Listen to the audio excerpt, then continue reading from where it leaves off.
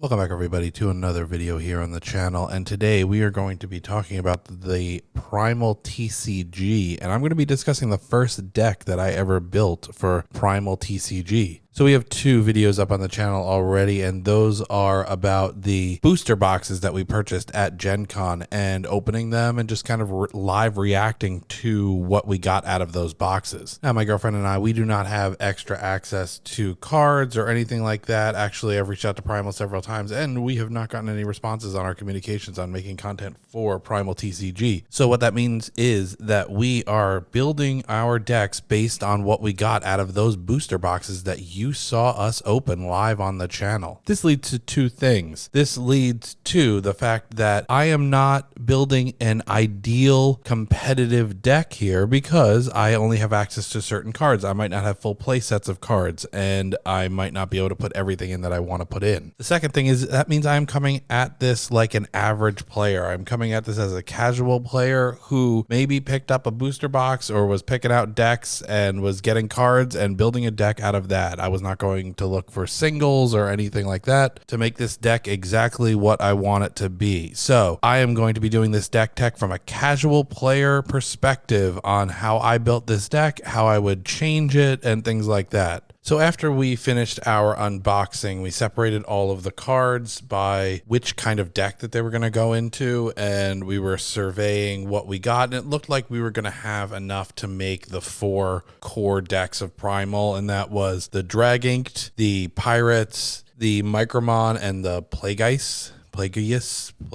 however it's pronounced. And I decided that since the one that I played during my demonstration with the people at Gen Con was the Dragon deck, I was going to make the Dragon deck. So my process was like this. The only rules that I knew about making a deck in Primal is you could only have 3 copies of any specific card. It has to have 50 cards, no more, no less, unless you count the field guard, which is a 51st card that is separate from your deck. And that you will have 3 types of cards, and that is ability cards, character cards, and strategy cards. That is it. That seems to be the only rules in Primal TCG. I will say trying to gauge from a strength perspective on what to put in the deck was difficult because there was a lot of times where I'd be reading keywords and the keywords weren't explained very well, or there was not a lot of supplemental information that I could find online. It is a new TCG, so that is understandable. So the first part of the process was separating out the cards into what I had copies of 3 of and getting rid of all of the extra cards. So if I had 4 or 5 or 6 or sometimes 8 copies of a card, I would just take all the extras and put them out. And then I went about starting to separate them into what I thought would work into the deck. The 2 big things that the Dragon deck is built around are the 2 keywords of transformation and burn. There's also some camouflage synergy in there, but I chose to completely leave out all of the water typed Draginked cards. I also tried to balance my higher turn count cards with my lower turn count cards because something that it seems like could be an issue going in would be having a lot of high count cards and not being able to play cards early game. Kamiko can help with that because she's a 0 cost and she can also grab 0 cost Draginked cards. There is also her transformation Heliel, which can also search for dragon cards of turn count 3 or less. So that can help mitigate a little bit of that. But the big thing that I want to do when I am playing this deck is try to get the synergy of my burn cards out on the field. So I'm really looking to get my Nadia, my Petunia, and my Hoshiko out on the field at the same time. They're very synergistic. Nadia is able to put zap counters onto your opponent's character cards, which basically makes it so they're constantly burning cards unless they are destroying those cards. There's not really any way to get rid of counters from what I see. There are some ways to deal with it in the Micromon's deck that I've seen, at least the one that I built is there's a card that allows you to, when it attacks, remove a Micromon from the field and then replay it into your kingdom. I would imagine that would remove the counter based on my understanding on how the counter works. But once Nadia is on the field, if I can get Petunia and Hoshiko onto the field, Petunia forces your opponent to discard or to move the top card of their deck onto their discard discard pile if they burn at least one non-character card when they burn cards. And Hoshiko allows me to draw one card when an opponent burns cards. The first game I played with this deck, I won by burn when I was getting absolutely dominated on the field just because there was nothing my opponent, who was Elaine, could do to stop me putting burn counters onto her characters, and they just kept staying on the field because I was getting nothing onto the field, so she wasn't able to destroy her characters, and they just kept burning cards, and she eventually lost by burn. Another card that's good for the burn synergy is Draginked Draco release, because you burn X cards based on the number of plasma cards that are on the field. So all of my cards are either plasma or fire. There are some that have some air, but they're all at least plasma or fire. And so it's really easy to get a good X number when you're burning cards. There are cards like Centurion, which is the transformation of Petunia, and that forces the opponent to burn a card. And if that was not a character card and they burn 2 more cards, there is Galliel. This character is put into play by transformation. Cards in your deck cannot be affected by your opponent's effects, but the secondary card is when it's put into play. When you put into play a dragon character, your opponent burns 3 cards. So that means every time I'm transforming or I'm playing a dragon character, they're burning 3 cards. When you have a 50 card limited deck, you're burning through those cards really quickly because obviously the opponent's drawing one every turn. And if I'm making them burn 2 or 3 cards a turn, that you're getting through that deck really quickly. So talking about the other keyword that this is really built around, and Draginked is built around in general, and that is transformation. Transformation is when you can play a card onto another card. So Centurion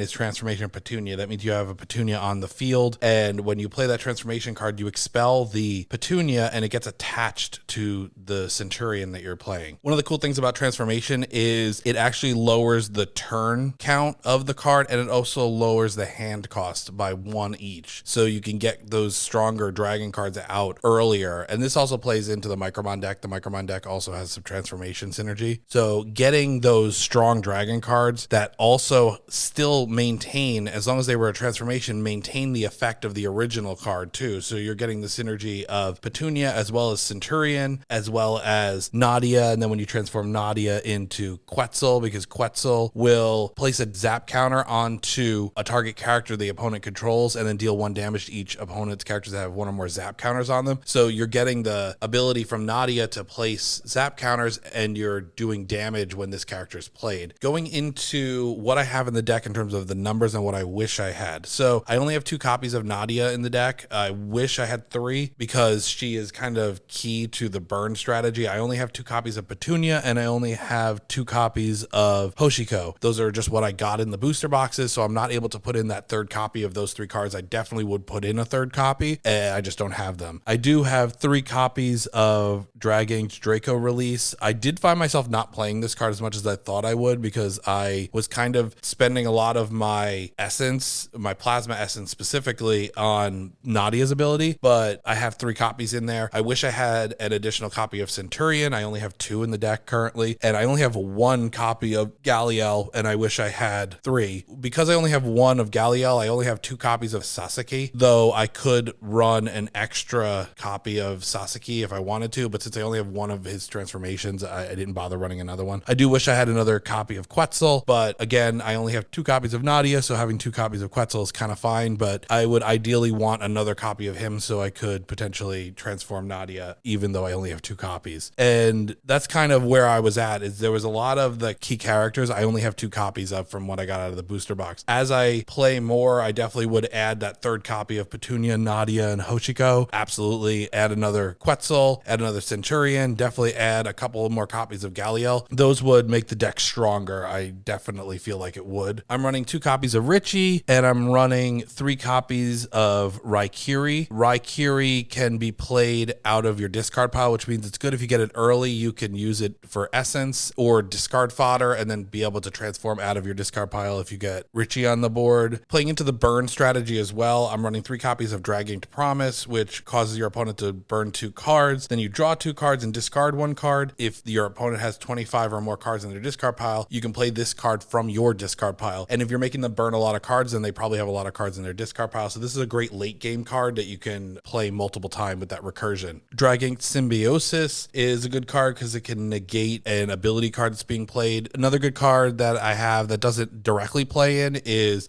Flight Tag, that prevents any other cards besides dragon cards cards from being sent into battle that turn. And the opponent can negate this strategy card by discarding one character with a turn count of 3 or more. So you're making them discard character cards, or they're not able to go into battle, which is pretty good. You're basically telling them to discard one card because in most cases, unless they can't discard, they're probably going to discard because they don't want to not be able to go into battle. Draconic Intimidation is a unique card, and it's also a permanent, and having this on the field to be able to just pay 1 to reveal the top card of my deck and add an extra card to my hand, because in this deck all of them are either plasma or fire, so it's guaranteed that I'd be able to add it to my hand, is really good. So that is my first experience building a Primal deck, and I will put more videos up like this for the Micromon deck and the Plagueist deck. Those are the other ones that I've built, and probably get one up for the Pirate deck, though that is one that Elaine built. We're going to do more of this content going forward. We're going to have some live gameplay, and we're going to start focusing a little bit more on Primal TCG going forward, as well as Magic the Gathering, Flesh and Blood, all those kind of TCG things on this TCG Tuesday segment. If you do like this content, please hit that like button. Let us know that you like it. Let us know that you want us to dive deeper into this TCG content that we're putting out now. Comment down below, have you checked out Primal TCG? What are your builds like? What's your favorite deck? Subscribe to the channel so you don't miss any of this content going forward, and ring that bell so you know what's up, and we'll catch you in the next one.